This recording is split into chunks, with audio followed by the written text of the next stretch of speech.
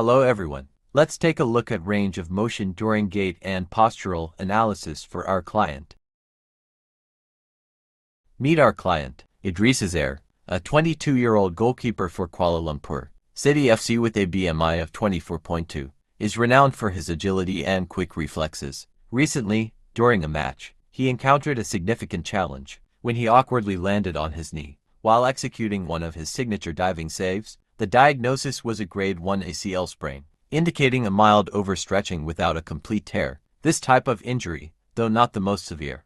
Gait is the basic forward propulsion of the body's center of gravity, observed holistically and kinematically. The basic movement patterns we observe include rigid console pelvic compensation, head position, knee valgus or varus, heel strike, and swing and speed. Gait is observed from three planes: anterior, lateral, and posterior. Examples of descriptive outcomes include arm swing, hip control, rigidity, step width, and step length. Posture refers to the position of the body, or the attitude or carriage of the body as a whole, or the position of the limbs, arms, and legs. Posture is observed from three different views: sagittal, anterior, and posterior. Posture is analyzed in static positions, using posterior grids, and is assessed through tonic and phasic muscle behavior. Tonic muscles provide stability with isometric and slow-twitch muscle fibers, while phasic muscles are dynamic with isotonic and fast-twitch muscle fibers.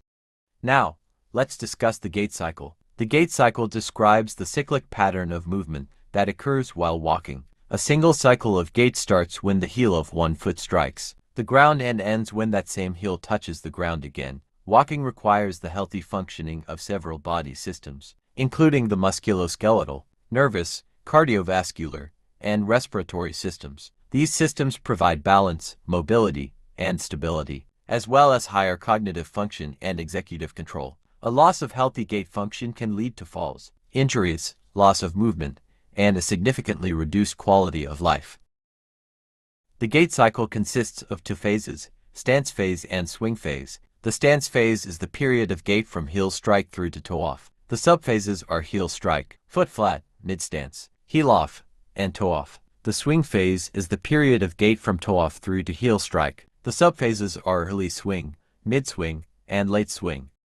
Now, let's break down the gait cycle subphases. Heel strike: the moment the foot touches the ground and begins the first phase of double support. Its function is to establish contact with the ground surface and initiate weight acceptance. Foot flat: it begins with initial contact and continues until the contralateral foot lifts off the ground. The foot continues to accept weight and absorb shock by rolling into pronation. Mid stance: it begins when the contralateral foot leaves the ground and continues until the ipsilateral heel lifts off the ground. The body is supported by a single leg and begins to move from force absorption and impact to force propulsion forward. Heel off: it begins when the heel leaves the floor and continues until the contralateral foot contacts the ground. This phase serves to propel the body forward, with body weight divided over the metatarsal heads. Toe off: it begins when the contralateral foot contacts the ground and continues until the ipsilateral foot leaves the ground, providing the final burst of propulsion as the toes leave the ground. Swing phase subphases. Early swing acceleration phase: the first subphase during which the foot is lifted from the ground. The ankle dorsiflexes and the knee flexes to allow the foot and toes to clear the ground. The hip flexes to bring the leg forward, moving it directly under the body. Mid-swing: the second phase when the non-weight-bearing leg passes directly beneath the body and past the weight-bearing leg. The trunk moves forward, aligning the body's weight directly over the weight-bearing leg. Late swing deceleration phase: the last subphase, where the foot moves to a position in front of the body. The knee extends and momentum decelerates, preparing the lower limb for heel strike and the transfer of body weight for the next stance phase.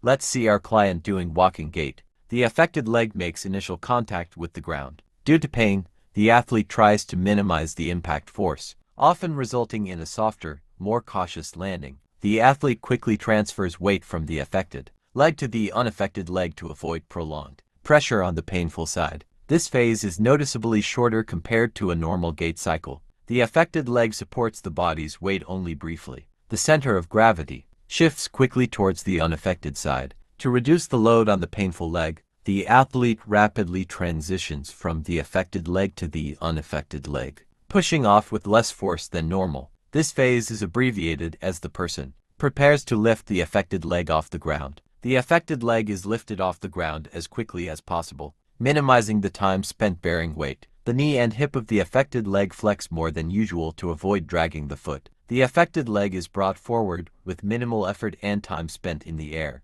The individual may slightly favor hip flexion to aid in the forward movement. The affected leg swings through, aiming to place it ahead of the body. The movement is cautious and controlled to avoid jarring the painful area. The affected leg prepares for the next initial contact. The approach is careful and deliberate, with the body ready to repeat the cycle with minimal weight bearing on the affected side.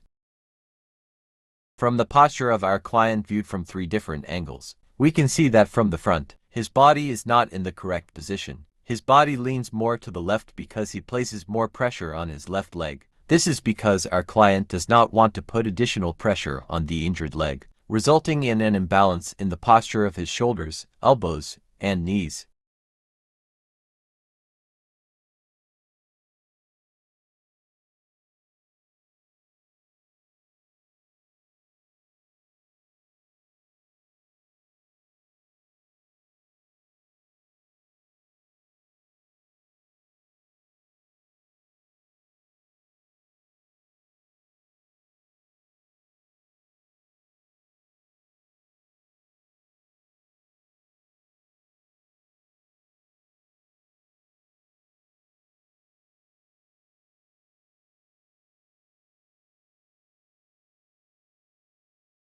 This is some of the recommendation exercise for our client to practice. Active knee flexion, straight leg raise, side leg raise, straight hip extension, active knee flexion exercise, active knee flexion exercise with ball.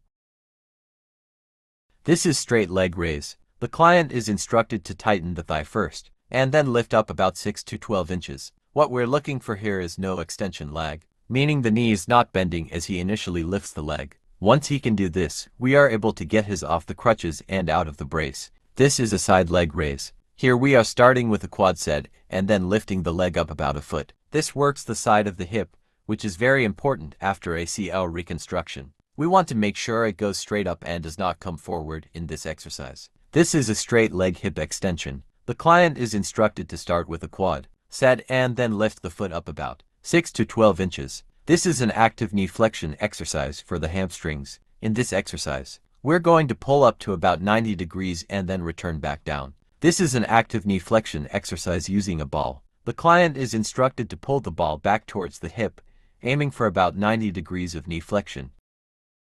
In conclusion, gait analysis can identify abnormalities in walking by recording and analyzing each phase of walking. It helps in providing a clear picture of how the body moves, leading to better diagnosis and treatment for improving walking patterns and overall mobility. Thank you.